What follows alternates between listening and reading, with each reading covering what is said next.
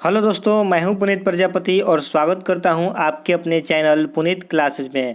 दोस्तों, आज के वीडियो में हम लोग देखेंगे शब्द एवं वाक्य रूप, यानी कि शब्द किस किस रूप में होते हैं, कैसे पहचानेंगे कौन सा शब्द क्या है। जैसे कि आता है ऋण शब्द, यौगिक शब्द, ठीक है, संकर शब्द, विदेशी शब्द, आगत शब्द। जैसे जैसे ये नाम आता है तो आप कंफ्यूज हो जाते हैं कि ये कैसे बनता है, क्या कैसे पहचान करते हैं। ठीक है, एग्जाम में ये मोस्ट इम्पोर्टेंट टॉपिक है, क्योंकि यहाँ से क्वेश्चन उठा लिए जाते हैं अक्सर। तो आपको यहाँ से अब टेंशन लेने की ज़रूरत नहीं है। अब आप ये वीडियो देखकर सब सीख पाएंगे कौन सा कैसा शब्द होता है। तो आज की इस वीडियो में यही चीज़ को कवर किया जाएगा, तो वीडियो को अंत तक जरूर देखिएगा ताकि आप एक एक चीज़ को आसानी से समझ पाएँ। चलिए, क्लास को लेट न करते हुए शुरू करते हैं। तो सबसे पहले बात करें अक्षर की, जो कि सबसे छोटी इकाई मानी जाती है। तो सबसे पहले अक्षर को समझ लेते हैं ताकि हमको आगे समझने में कोई दिक्कत ना हो। देखिए, अक्षर किसे कहते हैं, मैंने पीछे वीडियो में भी बताया है, इसमें भी बता दे रहा हूँ। अक्षर उसे कहते हैं जिसे वह ध्वनि या ध्वनि समूह जिसका उच्चारण एक सांस, यानी कि एक सांस में उच्चारण हो या फिर एक सांस में उच्चारण करने का प्रयत्न किया जाए, उसे ही अक्षर कहा जाता है। ठीक है, एक सांस में उच्चारण करना है या फिर उसका प्रयत्न करना है, कोशिश करना है, उसी ऐसे ही इस ध्वनि को क्या बोलते हैं, तो अक्षर कहते हैं। ठीक है, अब बात करें शब्द की कि शब्द किसे कहते हैं। तो शब्द देखिए क्या होता है। शब्द एक या एक से अधिक वर्ण मैंने बताया था जिसको और टुकड़ा ना कर सके, ठीक है, वही वर्ण होता है। तो वर्णों से बनी स्वतंत्र एवं सार्थक ध्वनि को शब्द कहते हैं। यानी कि शब्द एक या अधिक वर्णों से बनी हुई स्वतंत्र सार्थक ध्वनि को ही शब्द कहते हैं, या फिर इसको एक अलग भाषा में कह सकते हैं, अलग तरीके से कह सकते हैं कि निश्चित अर्थ को प्रकट करने वाले वर्ण समूह को ही शब्द कहते हैं। जो कि एक निश्चित अर्थ को प्रकट करता हो उसी को शब्द कहा जाता है। ठीक है, चलिए समझते हैं कि शब्द कितने प्रकार के हो सकते हैं, शब्द के कितने भेद होते हैं। तो देखिए, शब्द के महत्वपूर्ण भेद होते हैं जो इसमें निम्न है। सबसे पहले बात करें शब्द की। ठीक है, तो शब्द के दो भेद माना जाता है। एक होता है सार्थक शब्द और दूसरा होता है निरर्थक शब्द। ठीक है, सार्थक और निरर्थक दो टाइप में इसको बांटा गया है, दो भेद इसका माना गया है कि शब्द के दो भेद होते हैं। अब देखिए, सार्थक में भी इसके तीन प्रकार होते हैं। एक होता है रचना के आधार पे, एक होता है उत्पत्ति के आधार पे, और एक होता है अर्थ के आधार पे। तो हम लोग अभी सार्थक की बात कर रहे हैं। ठीक है, जब बात करें रचना के आधार पे, तो रचना के आधार पे भी इसको तीन माना गया है। एक ऋण शब्द, एक यौगिक शब्द, एक योग ऋण शब्द। तो आपको यहाँ पे टेंशन लेने की जरूरत नहीं है, मैं एक एक चीज़ को बताऊंगा बहुत अच्छे से बारीकी से कि ऋण शब्द किसे कहते हैं, यौगिक किसे कहते हैं और योग ऋण किसे कहते हैं, नीचे बताएंगे अभी थोड़ी देर के बाद। तो देखिए, इसमें एक यौगिक होता है। ठीक है, यौगिक में पहला होता है उपसर्ग के योग से, मतलब कि जो उपसर्ग के योग से बनता है वो यौगिक में आता है।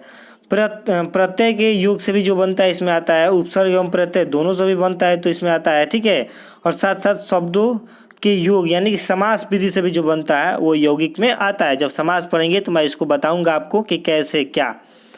चलिए, दूसरी बात करें कि उत्पत्ति के दृष्टि से क्या क्या होता है। तो देखिए, उत्पत्ति की दृष्टि से भी चार होता है।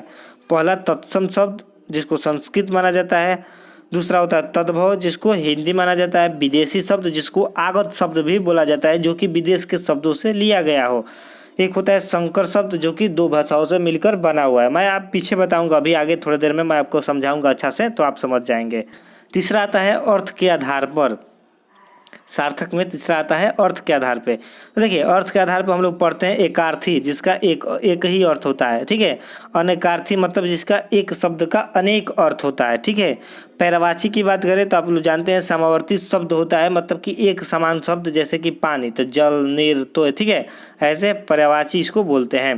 विपरार्थी की बात करें मतलब कि विपरीत, विलोम भी जिसको बोलते हैं, यानी कि उल्टा, जैसे आकाश का पताल, ठीक है, दिन का रात, सीधा उल्टा हो, अपोजिट हो इंग्लिश में बोले तो। अब बात करें सार्थक की, हम लोग ने देख लिया सार्थक में इतना शब्द आते हैं। अब निरर्थक में देखेंगे तो निरर्थक में कितने शब्द आते हैं। तो इसमें एक ही शब्द आता है, वो है विकार के आधार पर। ठीक है, निरर्थक में विकार के आधार पर ये दो प्रकार के होते हैं जिसपे सब चीज टिका हुआ है। एक होता है विकारी, एक होता है अविकारी। ठीक है, अविकारी होता है, एक होता है विकारी। देखिए, विकारी चार प्रकार के होते हैं, संज्ञा, सर्वनाम, विशेषण, क्रिया विशेषण, जो कि लाइन से होता है। जैसे इंग्लिश में पढ़ते हैं noun, pronoun, adjective, verb, adverb, conjunction, interjection, ठीक है, ऐसे बोलते हैं। ये लाइन से इसमें हिंदी में भी होता है। संज्ञा, सर्वनाम, विशेषण और क्रिया, इसको विकारी बोलते हैं, ठीक है। अविकारी में क्रिया विशेषण, संबोधक, समुच्चय बोधक और विस्मयादि बोधक आते हैं। तो आप इसको याद रखिएगा, एग्जाम में ये क्वेश्चन आता है कि सर्वनाम कौन सा शब्द है, तो आपको टिक करना पड़ेगा विकारी शब्द है, या फिर 4 ऑप्शन दे देगा, बोलेगा निम्न में से विकारी शब्द कौन है, तो आपको याद रहना चाहिए संज्ञा, सर्वनाम, विशेषण और क्रिया, ये 4 चीज़ें विकारी होती है। और क्रिया विशेषण, संबंध बोधक, समुच्चय बोधक और विस्मयादि बोधक, ये 4 चीज़ें अविकारी होती है। तो ये चीज़ों को याद रखिएगा। चलिए अब समझते हैं कि ऋण शब्द क्या होता है। देखिए आपके सामने है ऋण शब्द किसे कहते हैं, तो आप लोग समझेंगे कि ये परिभाषा क्यों बता रहा है, ये तो एग्जाम में आता नहीं है। तो देखिए दोस्तों, इस बात को पहले समझ लेंगे कि ऋण शब्द क्या होता है, तो आप अच्छा से पहचान कर पाएंगे। प्रैक्टिस से चलेगी तो उसमें आपको इस बात का उस समय आपको एहसास होगा कि ये सब समझना जरूरी था। तो फिर आके पीछे वीडियो देखेंगे तो क्या फ़ायदा, इससे अच्छा है कि अभी समझ लीजिए इसको अच्छा से।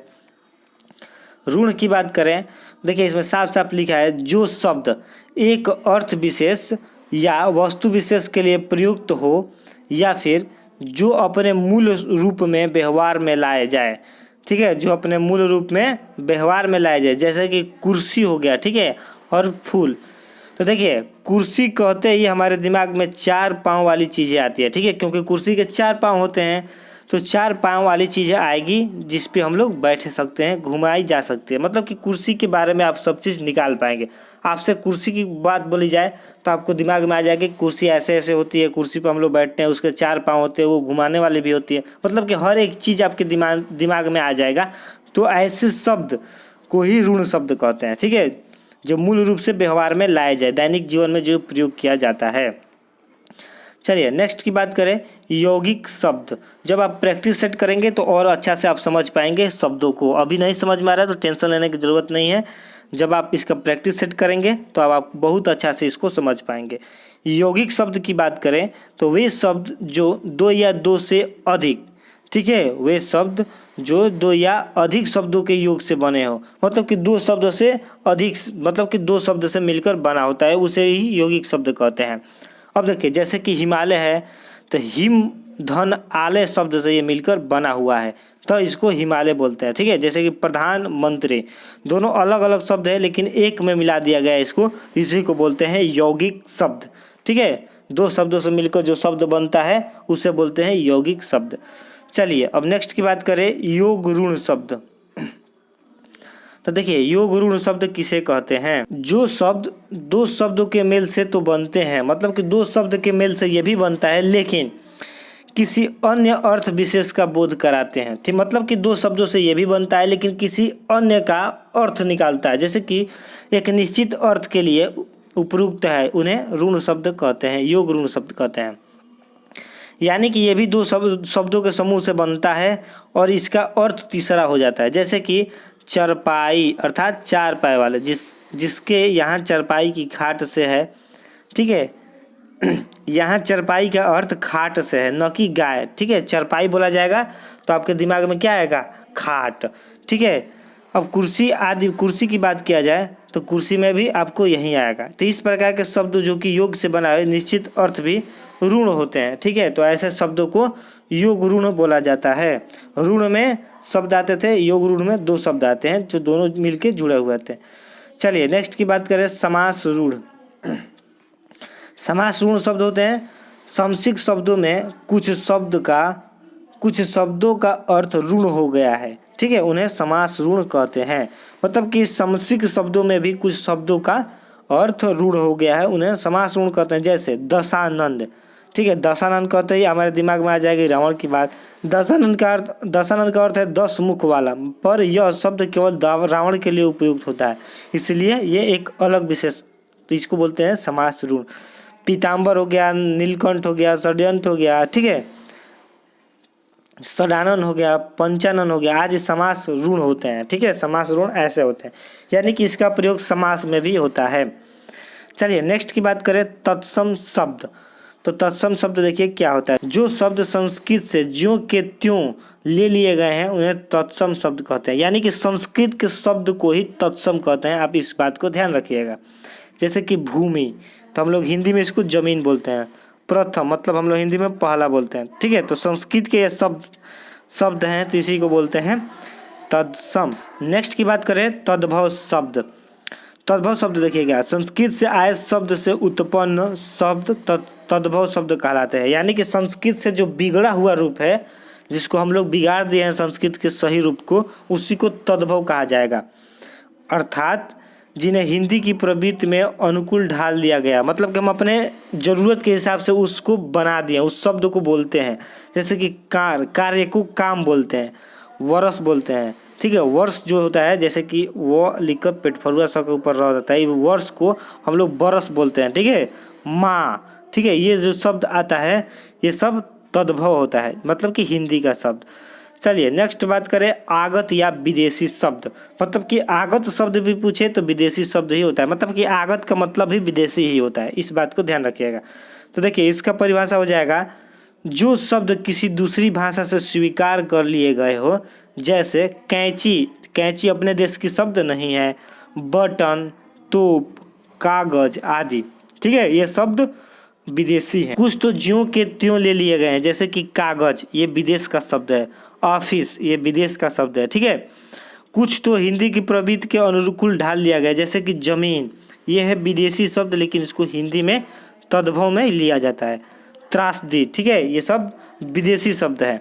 चलिए देशी शब्द की बात बोलें कि देशी शब्द किसे कहेंगे, तो देखिए देशी शब्द स्थानीय बोलियां या उपभाषाओं के आए क्षेत्रीय शब्द देशी या देशज शब्द कहे जाते हैं। यानी कि देशी या देशज दोनों एक ही शब्द है, ठीक है। स्थानीय बोली मतलब कि जहाँ के लोग होते हैं वहाँ एक अपना शब्द बना लिया है कि इसको खटिया को खाट बोलना है, ठीक है, खटिया बोलना है, ढूढ़ना बोलना है। ऐसे ऐसे जो शब्द आता है वो देशी, मतलब कि प्योर देशी हो, अपने अपने क्षेत्र के अलग अलग शब्द होते हैं। चलिए नेक्स्ट बात करें संकर शब्द। तो देखिए संकर शब्द बहुत ही आसान है, जैसे कि नाम से स्पष्ट हो रहा है, दो भाषा के मिश्रण से बने शब्द को ही संकर शब्द कहते हैं। मतलब कि संकर शब्द क्या कहलाता है कि दो भाषा, दो शब्द नहीं, दो अलग अलग भाषा को मिलाकर जो शब्द बनाया जाता है उसको संकर शब्द कहा जाता है। जैसे कि रेलगाड़ी जो है, तो इसमें रेल अंग्रेजी शब्द है, गाड़ी हिंदी शब्द है, तो दोनों अलग अलग भाषा हुआ, एक अंग्रेजी और एक हिंदी। तो दो भाषा से जब मिलकर शब्द बनता है तो उसको संकर शब्द कहते हैं। जैसे कि जांच करता, तो जांच हो गया हिंदी, करता हो गया संस्कृत। कोई भी दो शब्द, कोई भी दो भाषा के शब्द रहेंगे उसको मिला देंगे तो संकर शब्द का निर्माण होता है। चलिए कुछ और महत्वपूर्ण बातें जानते हैं, जैसे कि व्याकरणिक प्रकार के आधार पर कुछ शब्द भेद को देखेंगे, ठीक है। तो ये 8 प्रकार के होते हैं, शब्द के निम्नलिखित 8 भेद होते हैं, ठीक है। जो हम लोग निरर्थक में बताए थे, सार्थक निरर्थक था, तो उसमें 8 थे, जो कि विकारी और अविकारी शब्द था 4-4। तो इसको ध्यान से समझेंगे, ठीक है। 8 प्रकार में शब्दों को विकार के दृष्टि से 2 भागों में बांटा गया, एक होता है विकारी, एक होता है अविकारी। तो विकारी शब्द मैंने बताया था संज्ञा, सर्वनाम, विशेषण, क्रिया, और अविकारी समुच्चय बोधक, क्रिया विशेषण, संबंध बोधक और विस्मयादि बोधक, ये चारों अविकारी शब्द में आता है। इस बात को आप याद रखेंगे, ठीक है, क्योंकि ये एग्जाम में पूछा जाता है। तो दोस्तों अगले टॉपिक में हम लोग बात करेंगे उपसर्ग के बारे में, ठीक है, जो इसी चैप्टर का एक भाग है उपसर्ग, ठीक है। तो आप उम्मीद करता हूं कि आप इस वीडियो को समझ पाए होंगे कि इस वीडियो में हम लोग शब्द देखें। अगली वीडियो में हम लोग उपसर्ग के बारे में जानेंगे, उपसर्ग क्या होता है। चलिए मिलते हैं नेक्स्ट वीडियो में, तब तक के लिए बाय बाय, जय हिंद जय भारत।